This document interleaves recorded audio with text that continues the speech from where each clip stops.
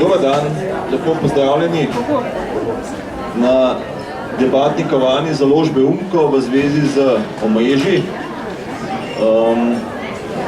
Letos je po enem srečnem naključju sta išle dve knjigi o omrežjih pri naši založbi, ki v bistvu imata tudi to, recimo, sovpadanje, da je pri eni avtor dr. Ali Žadin, pri drugi pa britanski zgodovinar Neil Ferguson.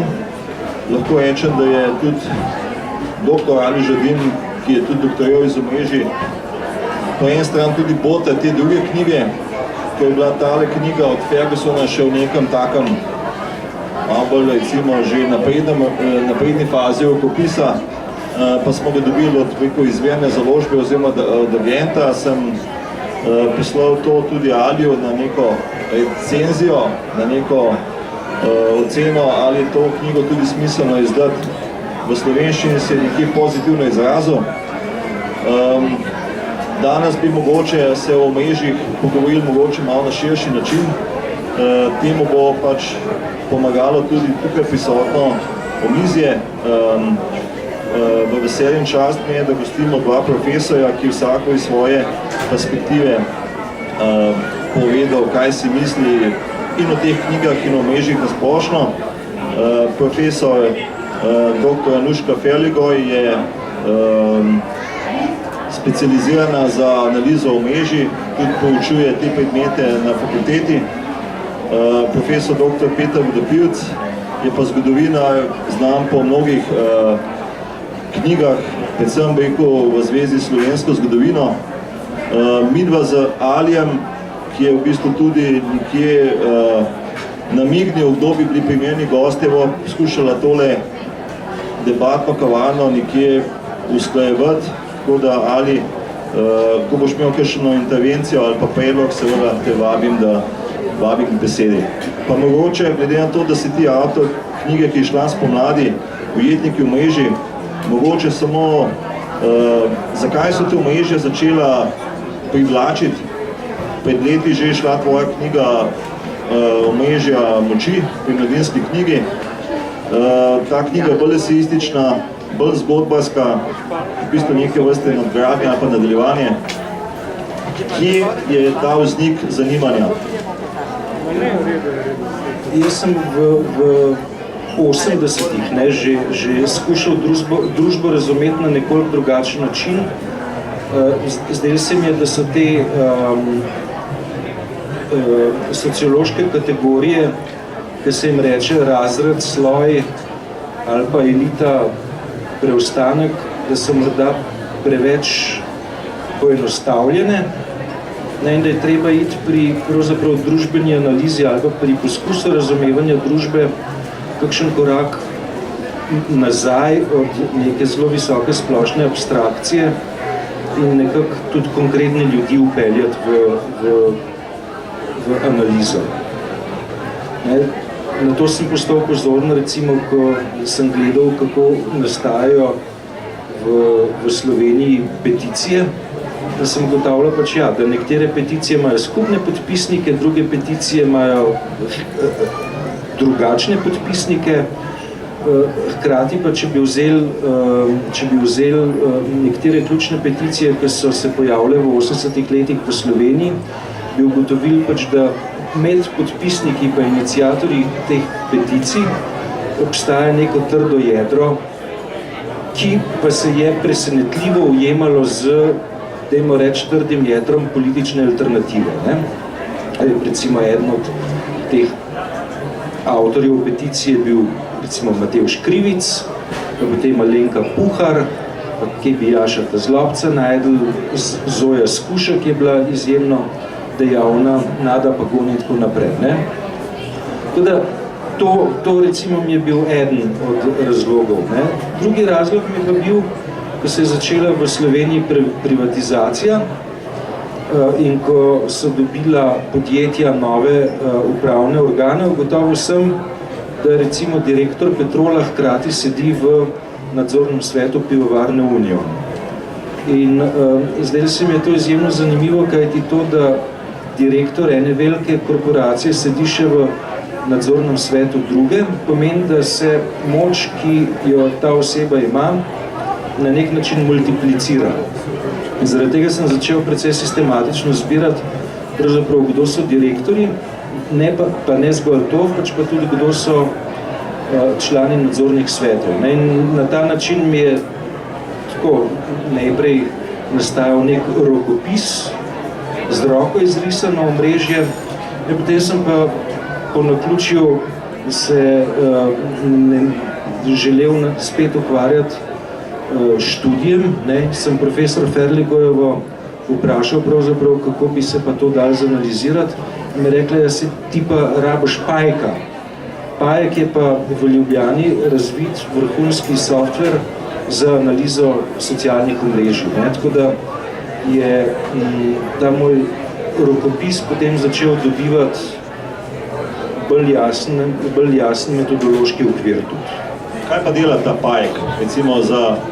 Jaz sem laik na tem področju, letos sem pač jasno hudojednik te dve knjigi pregledal, malo sem se ukvarjal, zanimiva tema, samo mogoče, gospa Ferligoj, da poveste kaj tudi o zgodovini pa sedanjem stanju.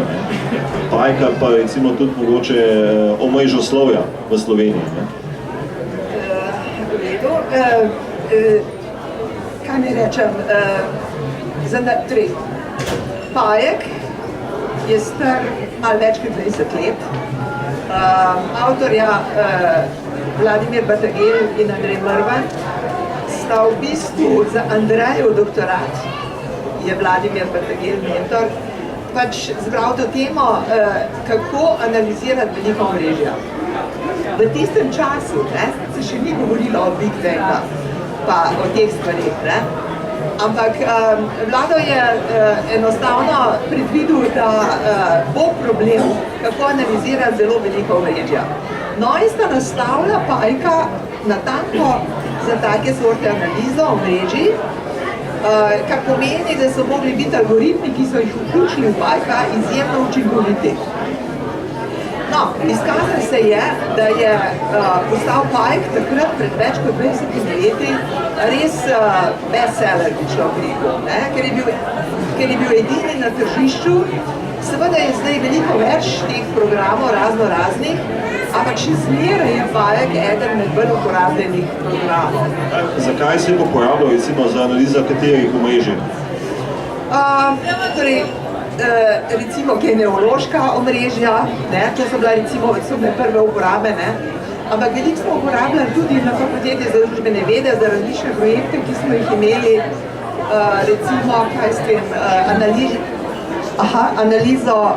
analizo socialne opore, recimo smo delali, potem analizirali smo znanstvena omrežja, citiranosti ali pa sodelovanj, potem gerontološka omrežja, tega je bilo res zelo veliko, že znotraj fakultete, ampak potem so se začele stvari uporabljati tudi v drugih disciplinah. Kakšen je zdaj status omrežoslovja, recimo v družboslovju kot tako? V družboslovju, namreč moram pa le povedati, analiza socialnih omrežij se je začela v družboslovju in sicer že v 30 letih prejšnjega stoletja. Ne smemo pozabiti Morena, socialni psiholog, pa mnogo drugih. In dejansko so se ta najpomembnejše metode za analizo socialnih omrežij razvile v družboslovju. No, zdaj trenutno, točno spet Vlado Batagel pa Darja Malceva delata zgodovinski pregled, kako se je razvila področje analize socialnih omrežij. No in se lepo pokaže, kako je analiza socialnih omrežij začela v družboslovju. Potem v okoli leta 2000 so jo na nek način zelo intenzivno posvojili fiziki, na kar računalnikarji, ampak zelo zanimivo je, da v zadnjih, rečemo, 5 letih se pa najbolj intenzivno ukvarja z analizo socialnih omrežij omrežja živali.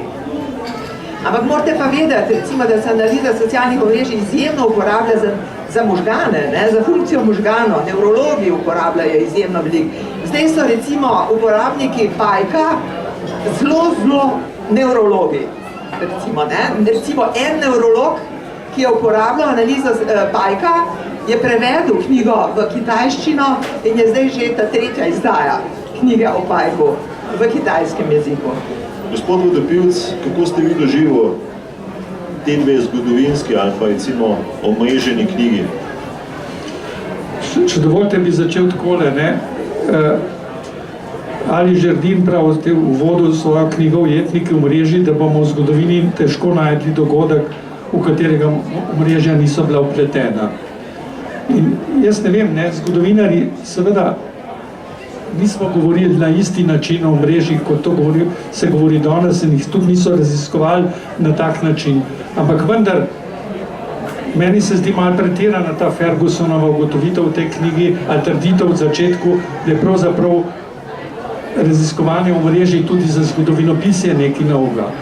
Ker če gledamo, Ferguson začne svojo knjigo z 18. stoletjem, z iluminati, s prostozidari, se pa vrača na renesanso, na humanizem, na reformacijo, govori o bančnem sistemu v obdobju renesanse in tako naprej. Ampak vendar to so vse zgodovinske teme, o katerih so se zgodovinari že pisali. Le da smo mi govorili o mrežah, nismo pa govorili o ali pa so avtori govorili o mrežah, ne pa o mrežih. Naprimer, en primer, zdaj berem eno zgodovino Beneške republike, ki ne bi jo tudi izdali v slovenščini. Ampak zgodovine Beneške republike, nastanka Beneške republike si sploh ni mogoče predstavljati brez mreže trgovinskih stikov, bančnih povezav seveda tudi med nekimi vplivnimi politiki in diplomati v posameznih delih in seveda ladjarji. In šele ko je nastala ta mreža, je lahko nastala tudi neka dejansko ekspanzivna politika teh Benetk v Sredozemlje in tako naprej. Tako da, ali pa še nek drug primer, ker je profesor Ferligojeva že omenila 30. leta. V 30. letih je en avstrijski zgodovinar Theodor Mayer postavil tezo, da srednjeveška država sploh ni bila država v modernem smislu besede, ki bi imela eno konkretno ozemlje, ampak je bila Personenverbandstadt, to se pravi zveza ljudi, oseb, elite, na eni strani v smislu vertikalne povezave, hierarhije, in na drugi strani tudi seveda horizontalne povezave, to se pravi enega določenega omrežja stikov, in nastane ena moderna ozemeljska država šele kasneje. Torej, te teme tudi za zgodovinopise nikakor niso nove, mogoče da pri Fergusonu manjka en tak pogled retrospektivn malo nazaj, kaj se že vse počelo. No? Pa recimo, če mogoče se presemo še malo na to slovensko zgodovino, ne, za katero ste vi strokovnjak, ne, recimo, kako bi opredelili recimo vlogo omrežij, recimo mogoče, ne vem, v zadnjih 100 letih ali pa ključnih dogodkih slovenske zgodovine? Tukaj imam jaz ten problem z razumevanjem, pravzaprav v obeh teh knjigah, o katerih govorimo, se mi zdi, da se omrežja razumejo precej ohlapno. In ena stvar, ki bi zdaj dr. Žerdina vprašal, pa tudi dr. Ferligojo, a lahko naprimer stranke definiramo kot omrežja, kot politična omrežja. Naprimer, lahko komunistično partijo ali pa boljševiško stranko definiramo, opredelimo kot politično omrežje. Tukaj gre vendar za eno izrazito hierarhično strukturo, z eno konkretno disciplino, zelo strogo disciplino, organizirano, ki temelji tudi na eni določeni ideologiji, na določenem političnem programu, in vendar jaz si pa socialna omrežja predstavljam kot nekaj bolj ohlapnega, kot nekaj, kjer so lahko povezani tudi ljudje različnih interesov, ki pa so najdli nek skupen interes in so se združili zdaj, naprimer, ob nekem konkretnem ali programskem ali pa interesnem cilju. Če vzamemo sociološko definicijo Zimla, ki je nekje na začetku 20. stoletja družbo opredeljeval kot skupnost povezav med posameznimi ljudmi, med neke diade, ki se potem širijo v prostor, ne, bi lahko, ne, tudi recimo komunistično partijo z neke rezerve seveda definirali kot omrežje. Ne, gre pa seveda pri takih organizacijah, kot so stranke, za to, da gre za pogojno rečeno omrežje, ki je izrazito centralizirano, ne, ki ima znotraj te organizacije pravila, se pravi povezave med osebami zelo jasno definirane, ne, medtem ko če gremo v neke civilno-družbene sfere, so ta civilno-družbena omrežja bistveno manj centralizirana, hkrati je pa narava povezav med posameznimi osebami drugačna. Ne? Se pravi, znotraj civilne družbe je narava povezav bistveno bolj sproščena, ohlapna, nezavezujoča, te povezave med osebami se sestavljajo relativno hitro, pa tudi relativno hitro razpadajo. Medtem ko za hierarhične organizacije je že sam vstop v organizacijo predpostavlja neko preverjanje, pristanek na to, da bo oseba, ki je sprejeta v organizacijo, posvojila pravila, bo mora za sprejem v komunistično partijo napisati prošnjo in se potem podrediti načelom demokratičnega centralizma. Zdaj, ko sem se par tednov nazaj pogovarjal s Fergusonom, me je opozoril na to, da je pri recimo bolševiški stranki značilno to, da je pred revolucijo bila ta organizacija organizirana relativno ohlapno, je pa nemudoma zatem, ko je bila izvedena oktobrska revolucija, bila vzpostavljena neka bistveno bolj jasna hierarhična struktura z predvsem zelo jasnimi centri moči, ki so povezovali ne samo partijski aparat, pač pa tudi potem tajno službo, represivne mehanizme in tako naprej. Tako da, načeloma, če odgovorim, se da vsak družbeni pojav opisati z terminologijo omrežij. Vendar je pri tem potrebno biti zelo pozoren, pravzaprav kakšna je stopnja centraliziranosti, za kakšno naravo povezav gre, a so te manj zavezujoče ali bolj zavezujoče ali avtoritarne ali totalitarne. In tretjič, pravzaprav, kako je središče oziroma kako je z gostoto tega omrežja. In recimo, če vzamemo državni aparat pogojno kot omrežje, bomo videli pač, da gre za zelo jasno in močno centralizirano. Če gre pa za ljudi, ki podpisujejo peticije, gre pa za ohlapno omrežje. Ja, mogoče, če malo poenostavim, recimo bi človek rekel kot matematik, Torej, omrežje sestavljajo enote, te enote se lahko recimo člani ene stranke.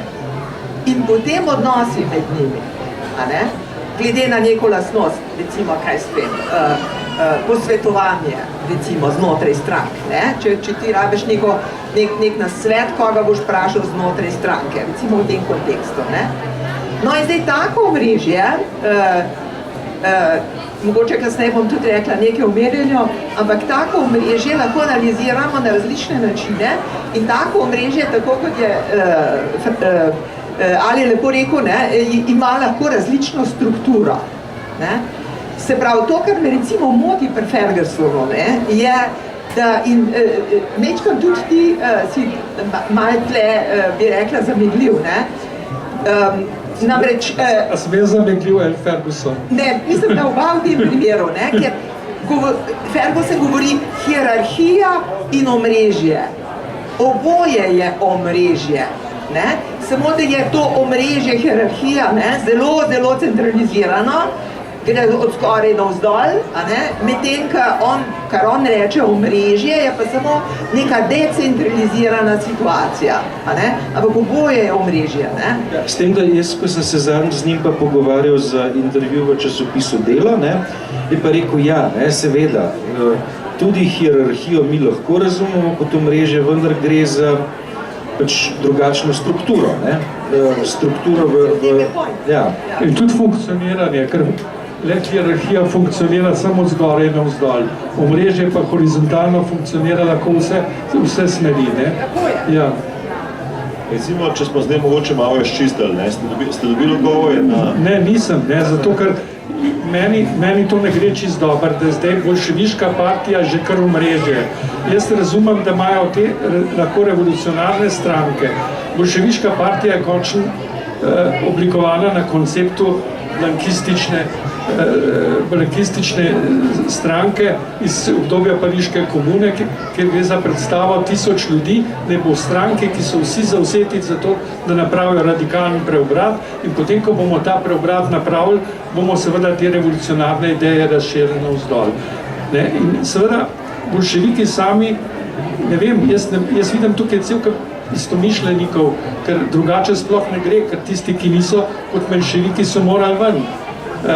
Je pa res, da se je bolševiška partija, tudi komunistična partija, pa le zadevala zunaj zdaj svojega partijskega okvira pridobiti tudi ene širše omrežje.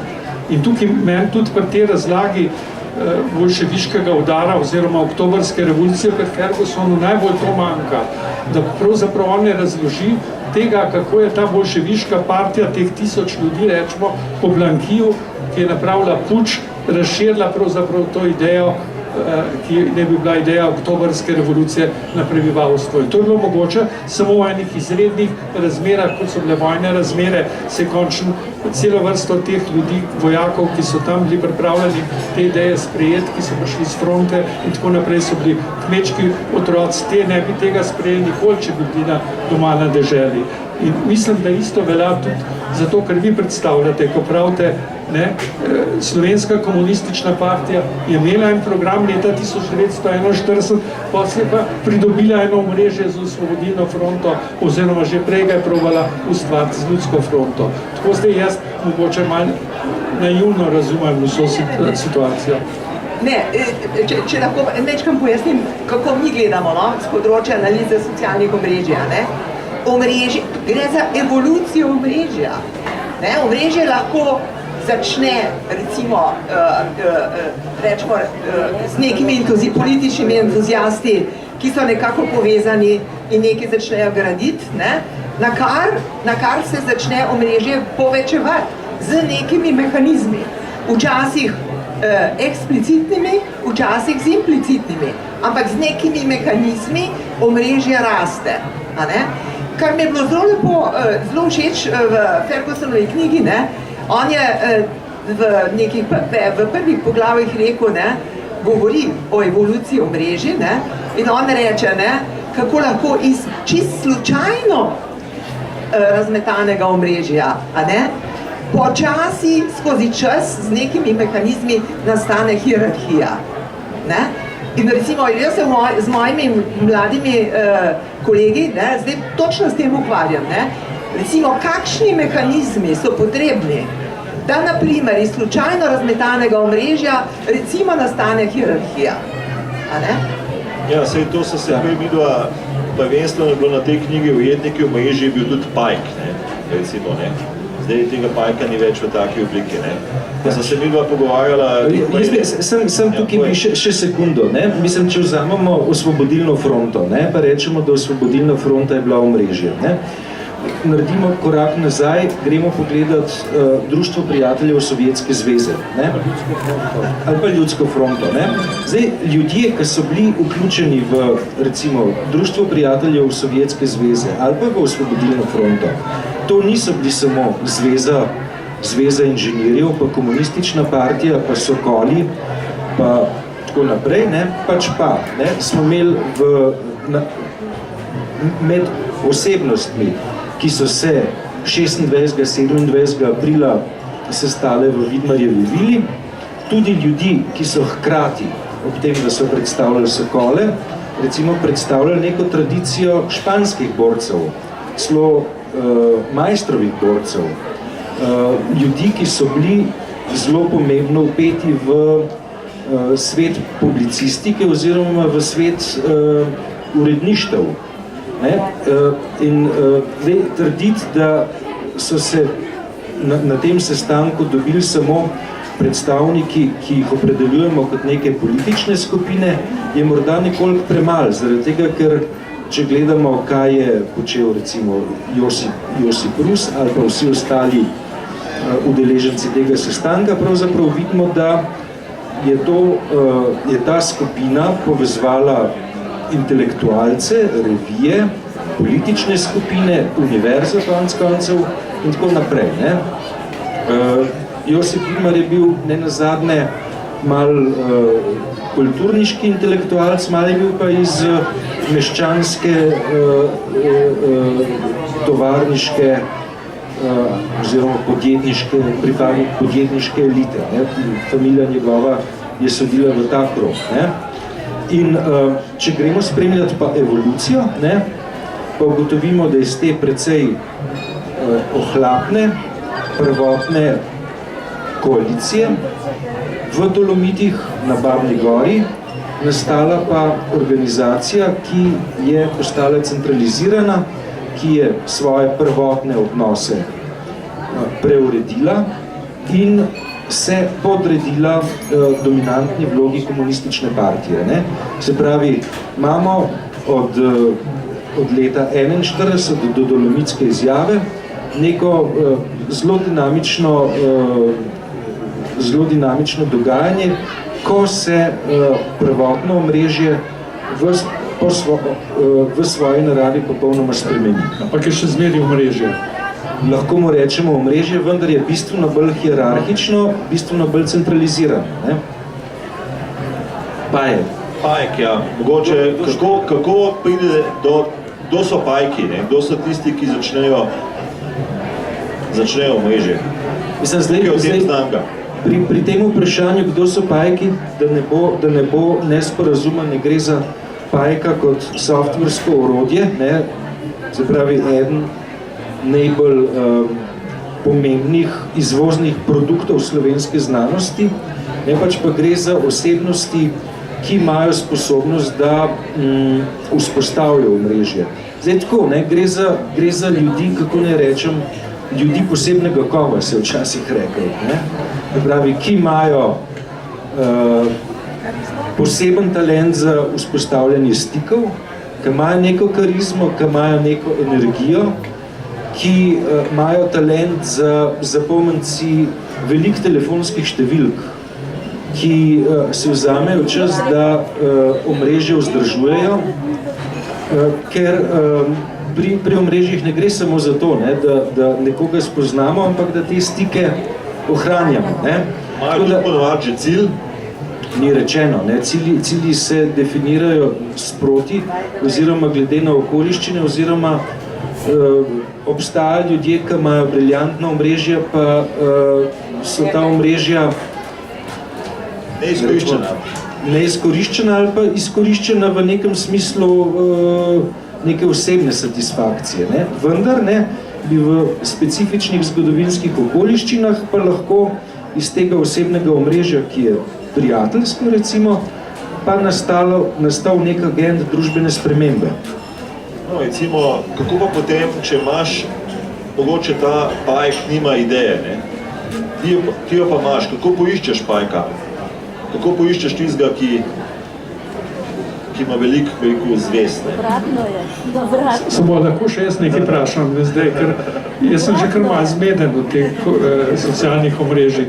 Ker naprimer tu Ferguson govori kar precej izčrpno, tudi dobro o iluminatih, govori o prostozidarjih in tako naprej. Tukaj seveda ni nekega centralnega pajka. Tukaj je ena določena predstava o tem, kakšen je bil svet ali kakšen je svet, rečemo ideologija, ena določena ideja in okoli te ideje se seveda oblikuje zdaj ena mreža, ki pa nima svojega centra, ali jih ima celo več lahko. Ne? In zdaj, mislim, da vidimo, da so te socialne mreže kar precej komplicirane strukture, če gledamo na to, na eno zgodovinsko ozadje. In zdaj, ta kontrast, naprimer, med enim prostozidarskim gibanjem ali pa naprimer med eno korespondenco enega Erasma Rotterdamskega, ki je imel v svoji zapuščini najmanj 5000 pisem, pravijo, pa kar naprej potval okoli, pa kar naprej se z ljudmi srečeval. Vendar, in zdaj eno komunistično partijo je pa vendar ena velika razlika. In zdaj, govorimo pa še zmeri o socialnih omrežjih. Jaz si predstavljam omrežja res kot nekaj bolj ohlapnega, kot nekaj, kar ne povezuje strankarska disciplina, kar ne povezuje ena ostra hierarhija in kar tudi ne združuje ena izrazito toga ideologija ali pa to političnem programu. Tukaj najbrž za eno splošno razumevanje, pa tudi najbrž za eno sociološko terminologijo bi bilo pa le bolj jasno, da se naredi ena distinkcija med izrazito trdno organiziranimi skupinami in skupinami, ki jih povezujejo samo neki parcialni ali pa neki mogoče v enem določenem zgodovinskem trenutku trenutni interesi. Oprostite, če je bilo to predolgo. Ne, mislim, popolnoma prav razmišljaš, ne, in je točno to analiza omrežij dela, ne. Samo da, mislim, analiza socialnih omrežij je v bistvu, bi človek rekel, metodološko orodje, a ne? Torej za mene je čisto vseeno, ali so enote člani politične stranke, ali so to ljudje v neki organizaciji, ne? Ali pa so molekule, ali so pa živali, a ne? Jaz imam pač dano množico enot, med njimi obstajajo povezave in s pomočjo tega orodja analize omrežij jaz znam razbrati, kakšna struktura je tega omrežja. Ali je to hierarhična, ali je to recimo decentralizirana, ali je to center periferija omrežja, ne? Ali so tam morda samo skupine močno povezanih enot, ki pa med sabo ne komunicirajo in tako naprej. Vse to mi omogoča orodje, ne? Te metode analize socialnih omrežij. Ne? In mislim, s temi metodami se zelo hitro, če imam jaz izmerjeno omrežje, dano omrežje, zelo hitro da zanalizirati, za kakšno strukturo gre. Skušal bom na primeru ilustrirati. Recimo, da slovenski politični prostor, rečemo, to je omrežje. Zgleda ta oznaka mogoče malo prepovršna. Ne? Okay. Če se vendarle strinjamo s tem izhodiščem, kaj naredimo? Ne? Gremo na Državno volilno komisijo. Prosimo tajnika Državne volilne komisije, da nam da podatke o vseh osebah, ki so kandidirale leta 90, 92, 96, 2000 in tako naprej. In dobimo podatkovno bazo, v kateri je za vsake volitve približno 1000 oseb. Ugotovili bomo, da en del teh oseb migrira. Ne? Se pravi, oseba, ki je leta 1990 na kandidatni listi Slovenske demokratične zveze, bo leta 92 kandidirala na listi Demokratske stranke, bo leta 96 kandidirala za LDS, bo leta 2000 kandidirala za SDS in se bo potem skregala. Ne? S tem že dobimo nek zemljevid. V redu, potem pa rečemo, dajmo narediti nekoliko bolj ambiciozno analizo, ki bo šla še desetletje ali dve nazaj. Ne? Pa rečemo, na arhivu Slovenije, če lahko dajo člane Centralnega komiteja Zveze komunistov Slovenije, pa člane jugoslovanskega CK-ja, pa v to isto podatkovno bazo vnesemo. Ne? Se pravi, dobimo nek seznam 3, 4, 5, 6 tisoč ljudi, pa če nam to ni zadost, pa dajmo še ljudi, ki so bili na lokalnih volitvah. zdaj dobimo iz tega neko sliko po eni strani migracij, po drugi strani vidimo, da so ljudje, ki so bili v recimo centralnem komiteju kar veselo prehajali v stranke, ki so sami sebe imenujejo pomladne. Skratka, dobimo neko sliko, ki je precej nepričakovana. Ne? Zdaj, spet ponavljam, ne? Analiza socialnih omrežij je v tem primeru metodološko orodje, ki pa ga je treba po eni strani jemati z nekoliko zadržanosti in ga je treba potem postaviti tudi v neke teoretske okvire, dajmo reči, zgodovinske ali pa sociološke perspektive. Ne? In obratno, ne?